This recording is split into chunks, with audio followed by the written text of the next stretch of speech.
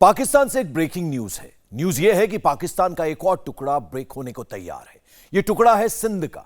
वैसे तो 1947 में पाकिस्तान बनने के बाद से ही सिंध के लोग खुद को पाकिस्तान का हिस्सा मानने से इनकार करते रहे हैं, लेकिन पाकिस्तानी फौज के अत्याचारों के चलते अलग सिंधु देश की मांग पिछले कुछ सालों में बहुत जोर पकड़ने लगी है। बलूचिस्तान और खैबर पख्तूनख्वा प्रांत पहले ही आजादी की लड़ाई लड़ रहे हैं, लेकिन 24 घंटे पहले जो हुआ वो सबूत है कि पाकिस्तान की नींव अब पूरी तरह उखड़ चुकी है। सिंध के शहर शहर गांव गांव में पाकिस्तान मुर्दाबाद और पाकिस्तान से आजादी के नारे उठने लगे। पाकिस्तान में बगावत का बम फूट गया है। पाकिस्तान के बच्चों की माएं खून के आंसू रो रही हैं। इसको देखें कि इसमें आटा चीनी घी कुछ नहीं है। बच्चों को क्या भूखा मार दूं? मैं उस मरियम नवाज में उस शहबाज शरीफ से पूछती हूँ, क्या तुम लोगों को खुदा का खौफ नहीं है? भारत से नफरत में पाकिस्तान खुद अपनी मौत मर रहा है।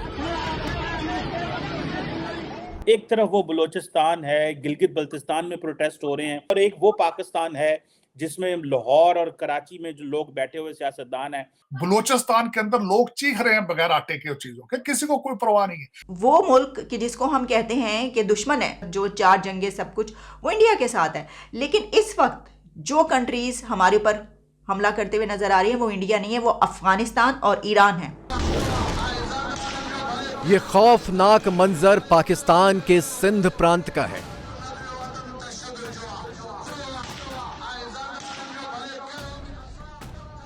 सिंधियों की एक सभा में पाकिस्तान रेंजर्स ने बंदूकों के मुंह खोल दिए। शांति के साथ चल रहे कार्यक्रम में अचानक पहुंची पाकिस्तानी पुलिस और फौज ने ताबड़तोड़ फायरिंग शुरू कर दी।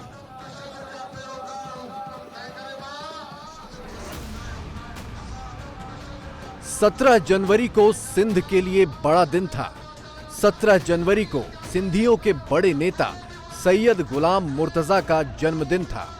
सैयद मुर्तजा की याद में सिंध में जगह जगह सभाएं हो रही थीं। इन्हीं सभाओं में पाकिस्तान पुलिस ने गोलियां चला दी।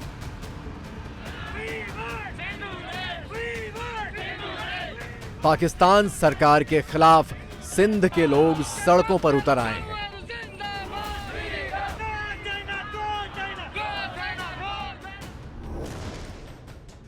पाकिस्तान का सिंध वही राज्य है जहां से विभाजन के बाद बड़ी तादाद में हिंदू जान बचाकर भारत आ गए, लेकिन सिंध की पहचान धर्म से अलग है। यहां इस्लाम को मानने वाले भी सिंधी बोलते हैं। 1947 से ही पाकिस्तान में सिंध की इस पहचान को दबाया गया, जिसके खिलाफ अलग सिंधु देश की मांग उठने लगी। इसी मकसद के लिए साल 2000 में JSMM यानी जीए सिंध मुत्ताहिदा महाज का गठन किया गया।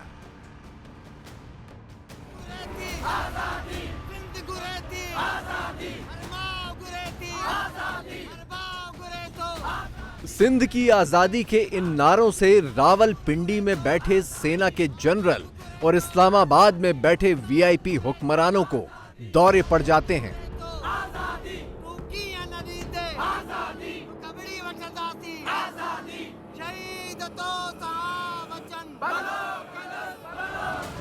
POK वाले कहते हैं कि वो पाकिस्तान के साथ नहीं रहना चाहते। गिलगित बल्तिस्तान वाले कहते हैं कि वो पाकिस्तान के साथ नहीं रहना चाहते। सराइकी वहां पर मुतमईन नहीं है। और हम सिंधी तो पहले दिन से कहते हैं कि हम पाकिस्तानी नहीं हैं। पाकिस्तान कोई हमारा मुल्क नहीं है। हमारा जो तारीखी वतन है वो सिंध है, सिंधु देश है। लिहाजा हमें सिंधु देश की आजादी चाहिए। जब हजारों लोग वो बैनर उठाकर वहां रैली निकालते तो वो ISI को, पाकिस्तान की फौज को गंवारा नहीं था। लिहाजा कल सन में पाकिस्तान की आर्मी ने, पाकिस्तान की रेंजर्स ने जिस तरह वहां फायरिंग की है, हमारी औरतों, बच्चों, बुजुर्गों, सियासी कारकुनों को जख्मी किया गया है और 200 से ज्यादा जो है वो हमारे सियासी वर्कर लापता है। सिंध के लोग पाकिस्तान से अलग क्यों होना चाहते हैं? क्या वजह है कि वो पाकिस्तान का हिस्सा होते हुए भी खुद को सौतेला महसूस करते हैं? इसकी वजह इन अंधेरी तस्वीरों में आपको साफ नजर आ जाएगी।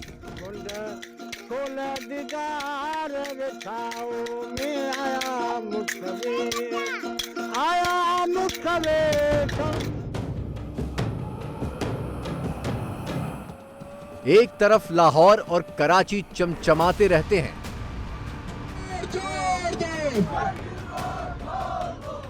तो दूसरी तरफ सिंध के गांव और शहर आजादी के 75 सालों बाद भी अंधेरे में डूबे हैं। न बिजली है, न सड़कें, न उद्योग धंधे, न रोजगार। आप देख सकते हैं कि हम ये जो लाइट पड़ रही है ये गाड़ी की लाइट है और जो अभी कैमरामैन यूज कर रहे हैं वो लाइट है। अभी जब हम अंदर जाएंगे बिल्कुल अंधेरा है। इलेक्ट्रिसिटी एक बेसिक फैसिलिटी है। अगर इनके गांव में बिजली नहीं आएगी, इनके गांव में रोशनी नहीं आएगी तो इनके मुस्तकबिल, इनके फ्यूचर में रोशनी कैसे आएगी, ये भी एक सोचने वाली बात है। और अगर आप इर्द गिर्द देख सकते हैं चारों तरफ जितना भी कैमरा दिखा सके, एक भी आपको लाइट नजर नहीं आएगी। कोई इमरजेंसी हो जाती है, कभी कोई आपको कोई चीज, ये बच्चों को कहीं बाहर लेकर जाना पड़ता है तो अंधेरे में ही ऐसे उठने गुजारा कर लेते हैं। ऐसी रोशनी करो जैसे आपके गांव की, ऐसी रोशनी करो। ये एक सवालिया निशान है। ये मेरे लिए एक सवालिया निशान है कि भाई ये 4, 5, 6 बल्ब लगा के नहीं, ये कोई 10, 12 बल्ब लगा के या थोड़ा बहुत काम करके यहाँ पे रोशनी ना करो। यहाँ पे वैसी रोशनी करो जैसी लाहौर में है। और ये इनका हक है ये बात करना। तो गवर्नमेंट ऑफ पाकिस्तान ये खुशियां क्यों नहीं प्रोवाइड कर सकती? गवर्नमेंट ऑफ सिंध ये खुशियां क्यों नहीं प्रोवाइड कर सकती? ये एक सवालिया निशान है। पाकिस्तान में इस वक्त आटे का संकट है।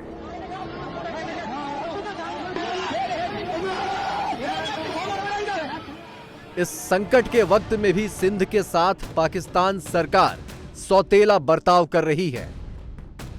सिंध की राजधानी कराची की एक महिला का ये वीडियो देखिए और समझिए कि हालात कितने मुश्किल हो चले हैं। अस्सलाम वालेकुम, मेरा नाम राबिया है, मैं कराची से हूँ। मैं हाउसवाइफ हूँ और मेरे 2 बच्चे हैं। इस वक्त जो मैं ग्रॉसरी लेकर आई हूँ जिसमें आटा, चीनी, घी, दालें नहीं है, ये मेरा बिल है। ये मैं अभी लगाऊंगी कि आप लोग देख लें कि इस माँ ने कोई फजूल खर्ची नहीं की है। इसको देखें कि इसमें आटा, चीनी, घी कुछ नहीं है। बच्चों को क्या भूखा मार दूँ? उसके बाद माशाल्लाह मेरा बिजली का बिल यूनिट है मेरे 556 यूनिट, जिसका बिल है 15,560 रुपये। बताओ कहाँ से पे करूँ? रेंट पे करूँ, ग्रॉसरी लेकर आऊँ, बिजली के बिल दें या टैक्स पे करें तुम लोगों को कि तुम लोगों की जेबें भर जाएं।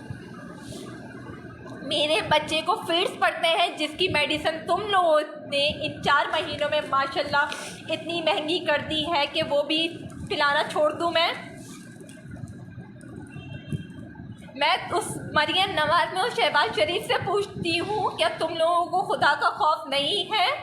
आखिर करे तो क्या करे जिसमें रोजाना की सब्जी नहीं है। बच्चों को दूध पिलाना छोड़ दें, अंडे खिलाना छोड़ दें। 20 रुपए का एक अंडा। क्या तुम इन मासूमों के आंसुओं का हिसाब तुम लोगों को कब्र में पूछा नहीं जाएगा कि तुम लोगों ने एक गरीब को मार दिया है?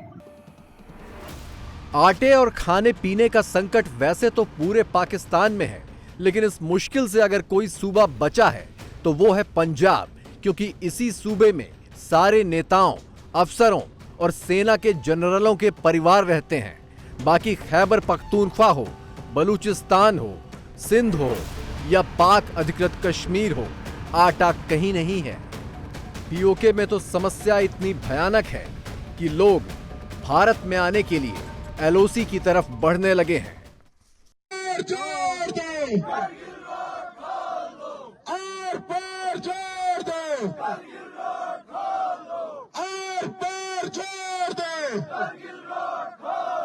एक तरफ वो बलूचिस्तान है, गिलगित बल्तिस्तान में प्रोटेस्ट हो रहे हैं। एक वो पाकिस्तान है जिसमें लाहौर और कराची में जो लोग बैठे हुए सियासतदान हैं, ये पूरे पाकिस्तान के जो हैं वो बने हुए हैं, अंदाता बने हुए हैं। गिलगित बिल्तिस्तान में आटा आपने भेजना होता है, this is part of your deal है उनके साथ। आटा नहीं वहां जा रहा, पहुंच रहा, किसी को कोई परवाह ही नहीं है। बलूचिस्तान के अंदर लोग चीख रहे हैं बगैर आटे के चीजों के, किसी को कोई परवाह नहीं है। 3-4 उनकी फरमाइशें सारी मुतालबात हैं और जायज हैं, उनके छोटे छोटे हैं, लेकिन आज तक किसी कोई वजीर वहां पे गया उनके मसाइल हल करने के लिए? कोई वजीर आजम गया हो? ना बलूचिस्तान में आटा है, ना रूरल एरिया में लोग मर रहे हैं इस वक्त महंगाई की वजह से। और मैं परेशान हूं इस बात पे कि किसी भी रूलिंग एलीट जो इस वक्त चाहे वो किस तबके से है, उनके पास कोई रोड मैप नहीं है कि पाकिस्तान का राह निजात क्या होगी। आप भारत के साथ कंपैरिजन करते हैं, भारत के साथ कंपैरिजन, आपने कभी देखा है कि उनके लीडरान जो लंदन में परमानेंट शिफ्ट हो जाए? मैं मोदी साहब के भाई की तस्वीरें देखता हूं, हैरान हो जाता हूं, हैरान हो जाता हूं कि लोग किस तरह से, they have pride in it. जब आप प्राइड इस चीजों में रखेंगे तब मुल्क तरक्की करेंगे।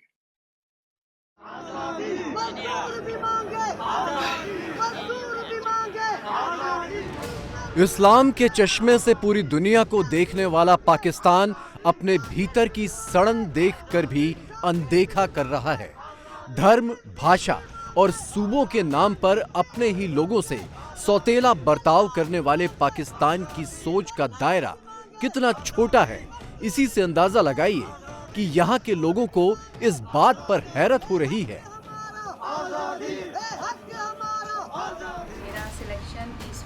कि भारत की मुस्लिम बेटी सना अली को इसरो जैसी बड़ी सरकारी एजेंसी में जगह कैसे मिल गई।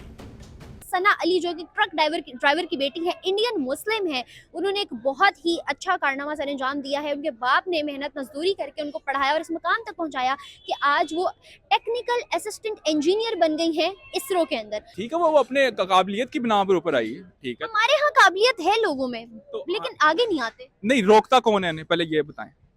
मुझे बताएं, आज तक पॉलिटिकल फील्ड में अगर हम देखें 75 सालों में इन्हीं सारी 2-3 हुकूमतों के अलावा कौन एंटर हो सका है? क्या कोई इस काबिल नहीं था? क्या कोई माई का लाल पैदा ही नहीं हुआ अभी तक? वो मेरिट को जो है ना वो प्रेफर करते हैं, वो ये नहीं देखते कि इसका फैमिली बैकग्राउंड क्या है, वो ये देखते हैं कि ये हमारी जो कंपनी है, ये हमारी फील्ड है, सेक्टर्स हैं, उसमें कितने हद तक ये कंट्रीब्यूट कर सकते हैं। क्या कभी आपने पाकिस्तान में सुना है कि किसी माइनॉरिटी को इतने अच्छे ओहदे पे फाइज कर दिया गया? बल्कि यहाँ पे तो ज्यूज का कॉन्सेप्ट ही खत्म हो गया, क्रिश्चियनिटी और जो है ना हिंदूज कुछ 1 % से बचे हैं, उनको भी मैंने कभी नहीं देखा कि वहाँ फलां ओहदे पे कोई क्रिश्चियन आया हो, पॉलिटिक्स में कभी कोई क्रिश्चियन या कोई हिंदू आया हो, ऐसा नहीं होता। किसी भी जो मामला है उसके सोल्यूशन का पहला स्टेप होता है कि उसके ऊपर बात हो। हमने अब उन चीज़ों के ऊपर बात करना स्टार्ट कर दिया। शायद हम ना देखें, हमसे अगली जनरेशन देखे, लेकिन हम उस पॉजिटिव डायरेक्शन में इंशाल्लाह जरूर चले जाएंगे 10 साल में, 15 साल में।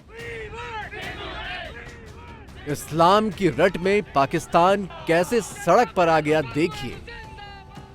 बलूचिस्तान, सिंध और खैबर पख्तूनख्वा में विद्रोह की आग है।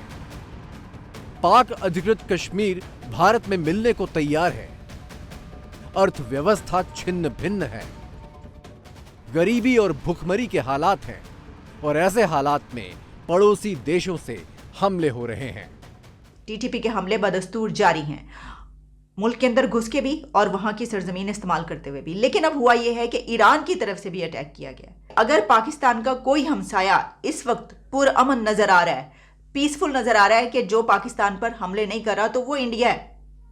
मतलब हैरानी की बात है, आप ये सोचिए कि वो मुल्क कि जिसको हम कहते हैं कि दुश्मन है, आज तक जो 4 जंगे सब कुछ, वो इंडिया के साथ है। लेकिन इस वक्त जो कंट्रीज हमारे ऊपर हमला करते हुए नजर आ रही है वो इंडिया नहीं है, वो अफगानिस्तान और ईरान है। दोनों इस्लामी बरादरान ममालिक। भाई इंडिया को हमारी क्या ज़रूरत है कि वो कहेंगे ओहो आपने बात करके और फिर वापस ले ली। वो कहेंगे तुम बात कर रहे हो तो तब भी हम नहीं मान रहे, तुमने वापस चले गए तो हमें क्या। भुगतो अफगानिस्तान और ईरान को। सबसे बड़ी हैरानी की बात यह है कि अपनी इन मुश्किलों को समझने और उसका हल ढूंढने की बजाय पाकिस्तान के नेता कुर्सी बचाने और दुनिया से भीख जुटाने में मशगूल हैं। खुद पाकिस्तानी प्रधानमंत्री सरेआम ये मान चुके हैं कि वो हाथ में कटोरा लेकर घूम रहे हैं।